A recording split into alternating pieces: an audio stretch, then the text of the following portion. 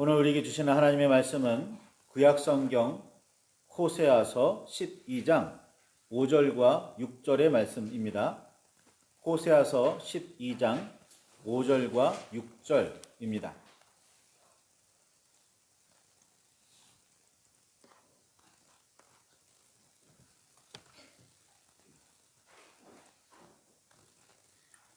찾으셨으면 우리 함께 말씀을 공독하시겠습니다. 여호와는 만군의 하나님이시라. 여호와는 그를 기억하게 하는 이름이니라. 그런즉 너희 하나님께로 돌아와서 인애와 정의를 지키며 항상 너를 하나님께 바랄지어다. 아멘. 주님 우리의 마음을 여시어 말씀을 깨닫게 하옵소서. 아멘.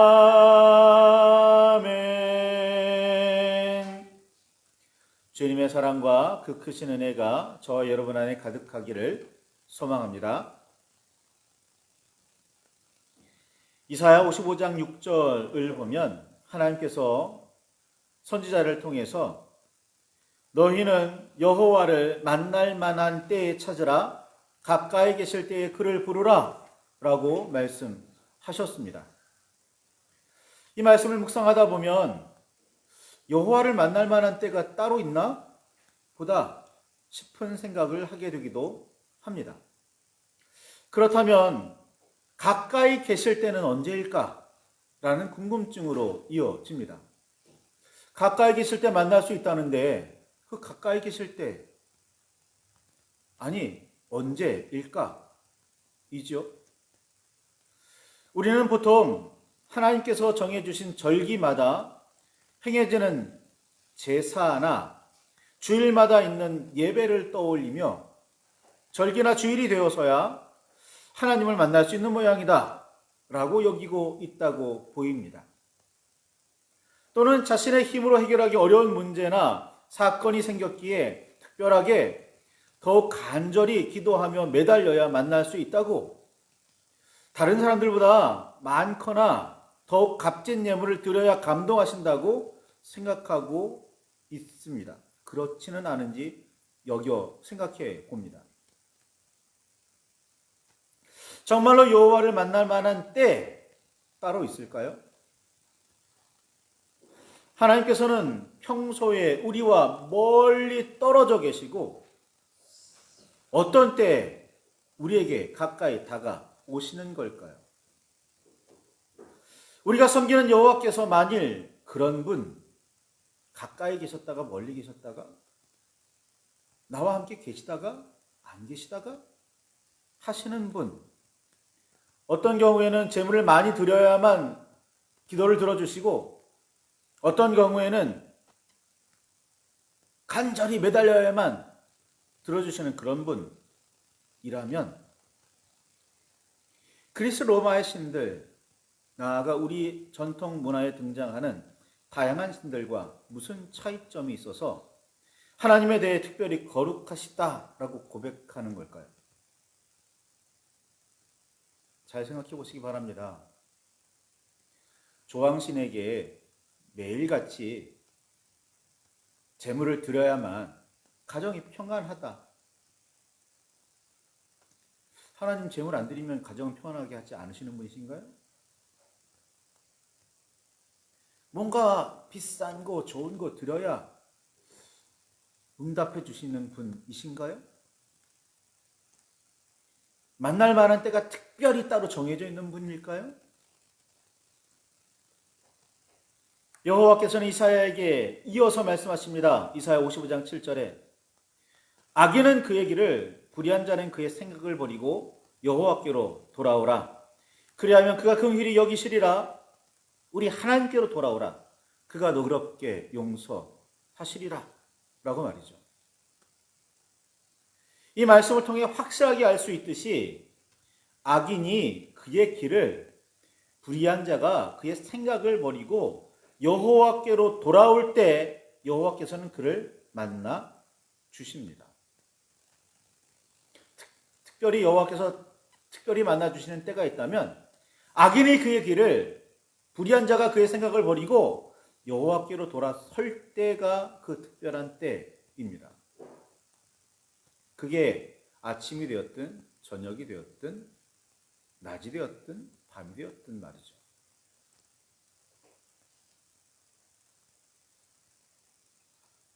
선을 행하고 전혀 죄를 범하지 않는 의인은 세상에 없다는 전도자의 선언과 의인이 하나도 없다는 바울의 깨달음을 인정한다면 여호와를 만날 만한 때에 대해서 더욱 분명히 알 수가 있습니다.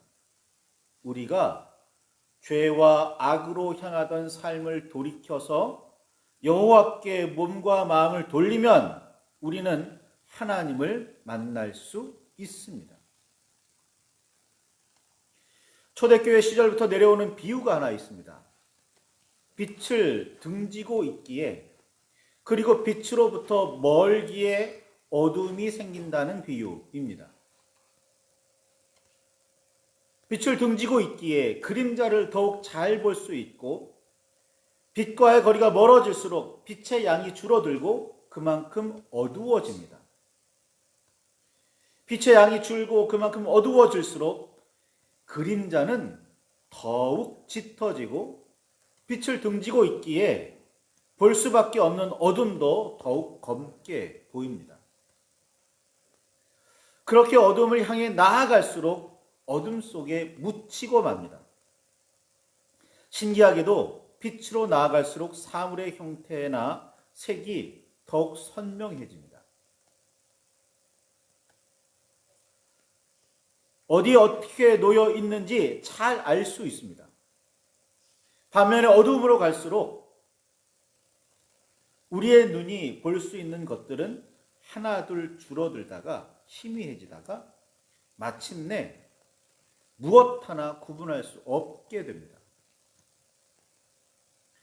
어디에 어떻게 어떤 것이 놓여 있는지 알 수 없어서 그냥 무턱대고 다니다 보면 여기저기 부딪혀 상처가 날 수밖에 없습니다.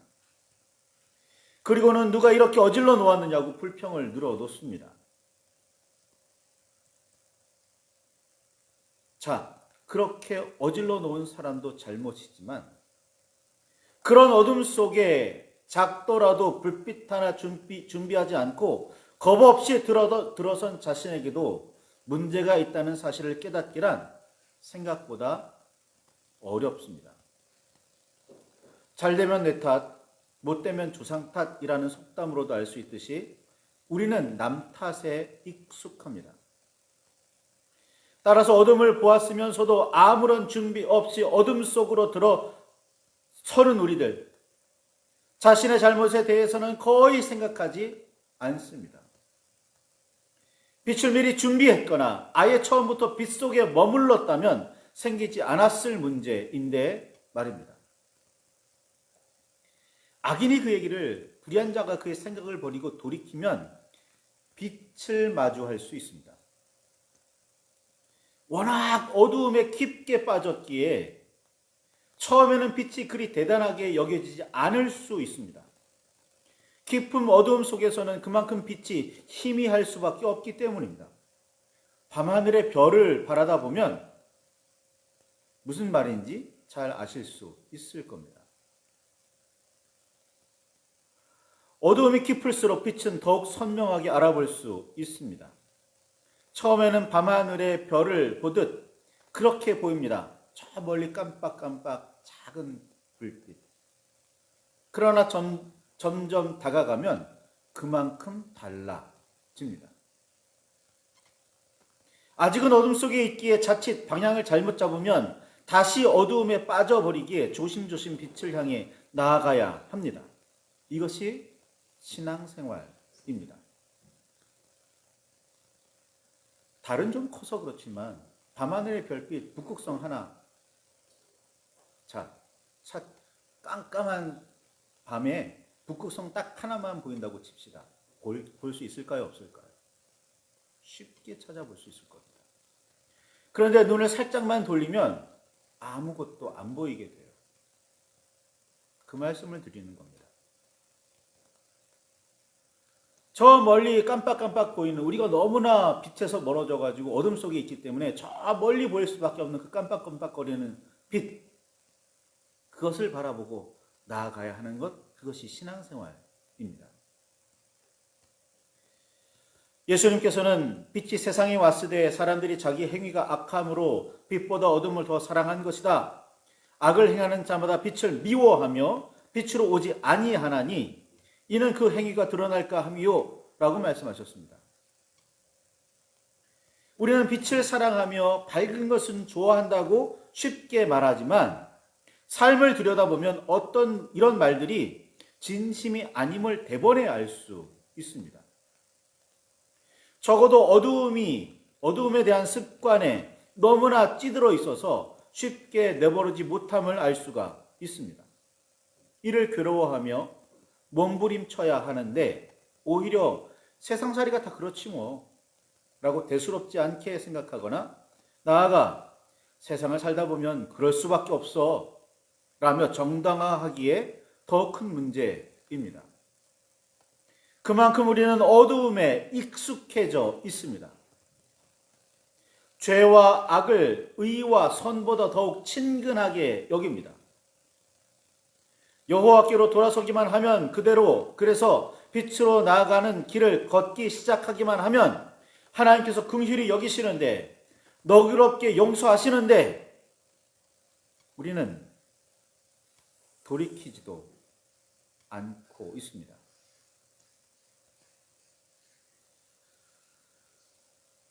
하나님께서 비추어 주신 그 빛을 마음 깊이 기뻐하며 온전히 받드는 사람은 그리 많지 않은 현실입니다. 여호와께서는 이사야에게 분명히 말씀하셨습니다. 악인은 그의 길을, 불의한 자는 그의 생각을 버리고 여호와께로 돌아오라고 말이죠.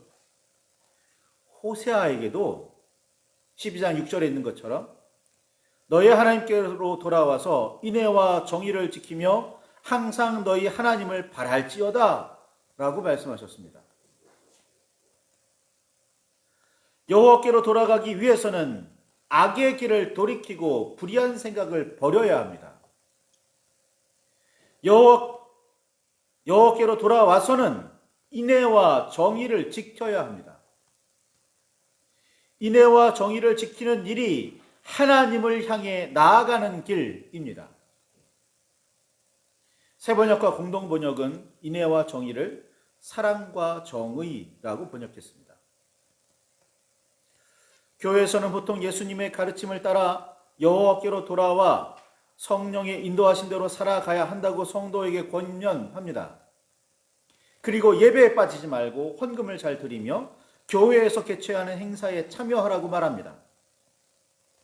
그렇게 교회에서의 생활을 잘하면 신앙생활이 건강하며 온전하다고 생각합니다. 교회 공동체 안에서 서로 사랑하며 정의로운 관계를 이루어가야 한다고 말입니다. 크게 이상하지도 않고 잘못되지도 않았습니다. 그런데 이런 신앙생활은 반쪽짜리에 불과합니다.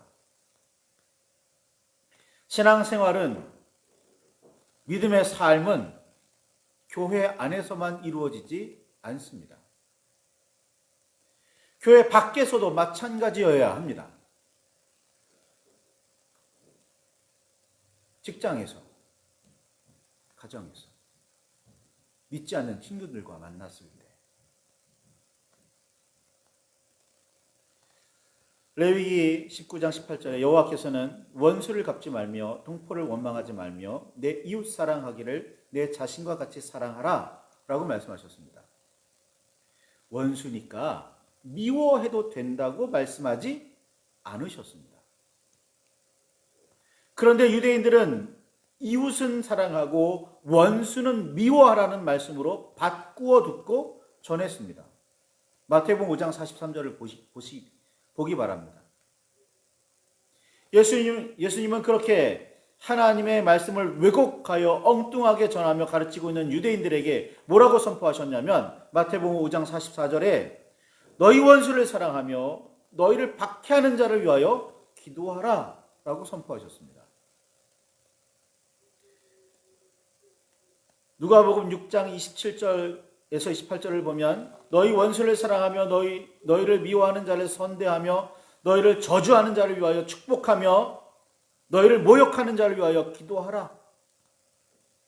이어서 누가복음 6장 32절에서 36절에 보면 너희가 만일 너희를 사랑하는 자만을 사랑하면 칭찬을 받을 것이 무엇이냐? 죄인들도 사랑하는 자는 사랑하느니라. 너희가 만일 선대하는 자만을 선대하면 칭찬받을 것이 무엇이냐? 죄인들도 이렇게 하느니라. 너희가 받기를 바라고 사람들에게 꾸어주면 칭찬받을 것이 무엇이냐? 죄인들도 그만큼 받고자 하여 죄인에게 꾸어주느니라. 오직 너희는 원수를 사랑하고 선대하여 아무것도 바라지 말고 꾸어주라. 그리하면 너희 상이 클 것이요 또 지극히 높으신 이의 아들이 되리니 그는 은혜를 모르는 자와 악한 자에게도 인자하시니라. 너희 아버지의 자비로우신 같이 너희도 자비로운 자가 되라 라고 말씀하시며 풀어주셨습니다. 하나님께서는 사무엘을 통해서 여호와께서 번제와 다른 제사를 그의 목소리 청정하는 것을 좋아하심같이 좋아하시겠나이까? 순종이 제사보다 낫고 듣는 것이 수량의 기름보다 나으니 라고 말이죠. 공의와 정의를 행하는 것을 제사 드리는 것보다 여호와께서 기쁘게 여기신다는 사실을 잊지 마시기 바랍니다. 땅끝까지 예수 그리스도의 부활과 하나님께서 통치하시는 나라를 증거해야 할 우리는 정의를 물같이 공의를 마르지 않는 강같이 흐르게 하며 사랑이 넘치게 해야 합니다. 그러니 우리는 우리의 사랑이 하나님의 뜻하신 대로인지 우리의 삶이 그리스도를 따르고 있는지 살펴보아야 합니다. 예수님께서 당시의 유대 사회를 향해 비판하셨듯이 사랑하는 자만을 사랑하며 선대하는 자만을 선대하고 받기를 바라며 꾸어주지는 않는지 살펴보아야 합니다. 원수를 사랑하고 선대하며 아무것도 바라지 않고 꾸어주고 있는지 돌아보아야 합니다. 그렇게 사랑하며 정의를 지키고 있는지 말입니다. 여호와께서는 호세아에게 항상 그렇게 하라고 말씀하셨습니다. 그렇게 선포하며 가르치라고 하셨습니다. 기회 있을 때만이 아니라 항상입니다. 이것이 매우 중요합니다. 항상 기뻐하라, 쉬지 말고 기도하라, 범사에 감사하라. 이것이 그리스도 예수 안에서 너희를 향하신 하나님의 뜻이니라 라는 말씀 우리는 너무 잘 알고 있습니다. 그런데 우리의 강조점은 보통 기뻐하라, 기도하라, 감사하라에 있습니다. 그런데 오늘은 좀 눈을 바꾸어서 항상 쉬지 말고 범사에에 주목하시기 바랍니다. 예수 안에서 우리를 향하신 하나님의 뜻인 기뻐하라, 기도하라, 감사하라는 항상 쉬지 말고 범사에 이루어져야 합니다. 기회가 있을 때만 혹은 그럴 만한 조건이 채워졌을 때만이 아닙니다. 그래서인지 하박국 3장 18절에 나는 여호와로 말미암아 즐거워하며 나의 구원의 하나님으로 말미암아 기뻐하리로다 라는 노래가 더욱 귀하게 여겨집니다. 왜냐하면 하박국이 이런 노래를 불렀을 상황에는 우리에 아무것도 없었거든요. 외양간에 아무것도 없었습니다. 논밭에도 아무것도 없었습니다. 그런데도 여호와 하나님 한 분만으로 기뻐한답니다. 의인은 여호와로 말미암아 즐거워하며 그에게 피하리니 마음이 정직한 자는 다 자랑하리로다. 시인은 노래했습니다. 바울은 고린도전서 13장 13절에 믿음, 소망, 사랑 이 세 가지는 항상 있을 것인데 그 중에 제일은 사랑이라 라고 가르쳤습니다. 그리고 우리는 보통 사랑에 주목합니다. 제일이라니까요. 최고라니까요. 그런데 이 말씀 속에도 항상이라는 표현이 들어있다는 사실을 꼭 기억하시기 바랍니다. 우리의 믿음과 신앙의 삶은 항상 사랑이 넘치며 정의로워야 합니다. 어떤 때만, 어느 때만이 아닙니다. 항상입니다. 이것이 여호와를 바라보는 방법이고 하나님의 나라를 이루는 길입니다. 그리스도 예수를 따르는 태도이며 성령께서는 그렇게 우리를 이끌고 계십니다. 항상 말이죠. 2023년이 이제 끝나고 2024년 새해가 밝아옵니다. 2023년 한 해 항상 주님의 품 안에 거하며 항상 주님의 말씀으로 항상 주님의 의를 드러내며 항상 하나님께 영광을 돌리며 사셨습니까? 이 시점에 우리는 망년회라고 해서 다 잊어버릴 게 아니라 이걸 돌아보아야 하는 겁니다. 이걸 되새겨야 해요.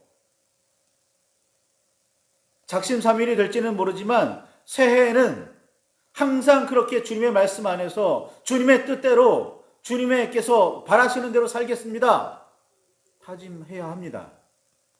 이게 그리스도인의 다짐입니다. 새해에는 다이어트 좀 해야지, 새해에는 성경 좀 읽어야지, 새해에는 뭐 어떻게 좀 해야지가 아니라 항상 언제나 어제 그랬듯이 오늘, 작년 그랬듯이 올해, 지금 그렇듯이 내일 항상 주와 함께 살겠습니다. 이 신앙이, 이 믿음이 우리 안에 있어야 합니다. 그렇게 사랑하며 그렇게 정의로우며 그렇게 하나님의 뜻을 이루며 살아가시기를 바랍니다. 말씀을 붙들고 묵상하시며 기도하시기 바랍니다. 그리고 삶을 돌아보시며 되새기시기 바랍니다. 하나님의 뜻대로 은혜대로 살아가고 있는지, 예수님의 삶을 본받고 성령의 인도하심에 따르고 있는지 말입니다. 묵상하며 기도하실 때 진정한 회개와 진정한 변화가, 진정한 믿음의 삶이 일어나기를 소망합니다.